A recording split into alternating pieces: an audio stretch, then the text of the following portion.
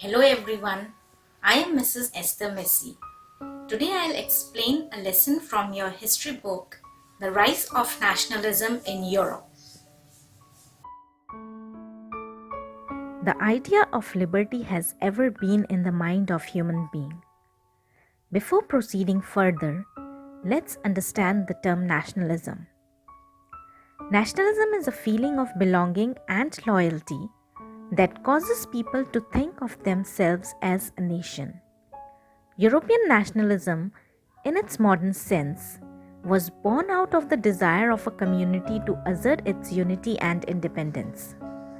According to the United Nations, there are 44 countries in Europe today, and every country has a distinct ethnicity, which means most of the citizens have common language and religion. Let us start by understanding the term nationalism and what it stood for. And to understand this better, we shall travel back in time to the 19th century Europe. This was a time when the new ideology began capturing the imagination of people across Europe.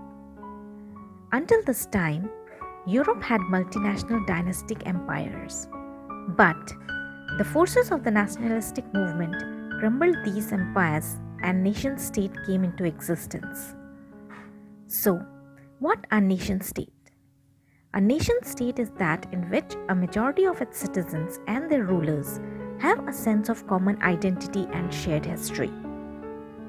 And across the land of Europe, where this group of common people and their leaders identified with the commonness among them and united, they struggled against the existing rulers and established different nation-states.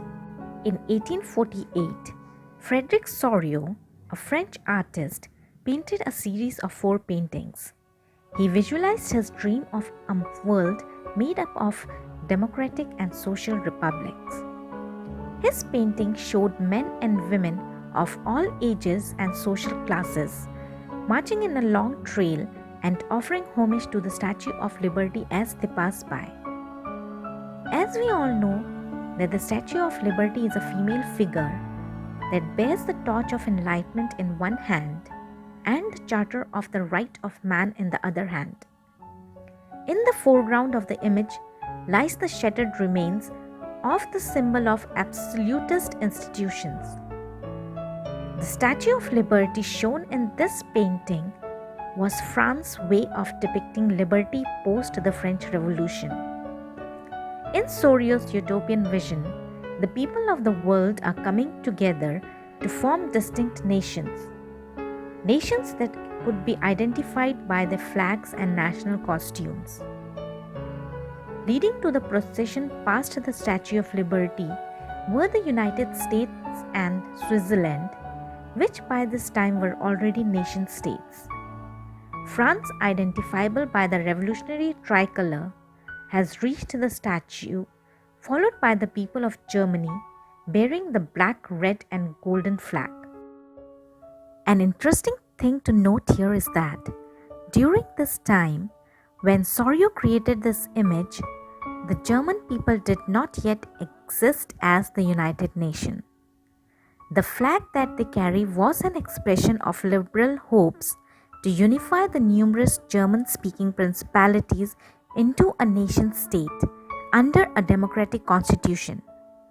Following the Germans are the people of Austria, the Kingdom of Two Sicilies, Lombardy, Poland, England, Ireland, Hungary, and Russia. From the heavens above, Christ's saints and angels are looking upon the scene with eagerness. They have been used by the artist to symbolize fraternity among the nations of the world. So, what aspect of Europe led people like Soriot to envision such a nation-state? Before nationalism, countries in Europe had existed as nations, but there was no feeling of oneness among its citizens. Germany, Italy, and Switzerland were divided into kingdoms, duchies and cantons, whose ruler had their autonomous territories. Eastern and Central Europe were under autocratic monarchies. Within the territories lived diverse people that did not see themselves as sharing a collective identity or common culture. They even spoke different languages and belonged to different ethnic groups. The only thing that bound these diverse groups together were their alliance to one emperor. With all these differences, we can only imagine how difficult it must have been to promote a sense of political unity. But the revolutionaries strove to bring the idea of nation state.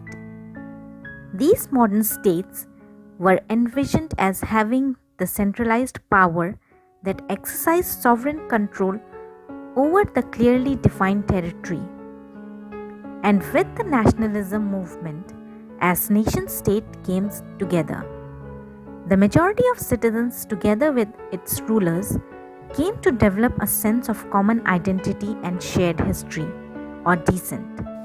I hope you all have understood this much. We will continue this lesson in my next video. Thanks for watching.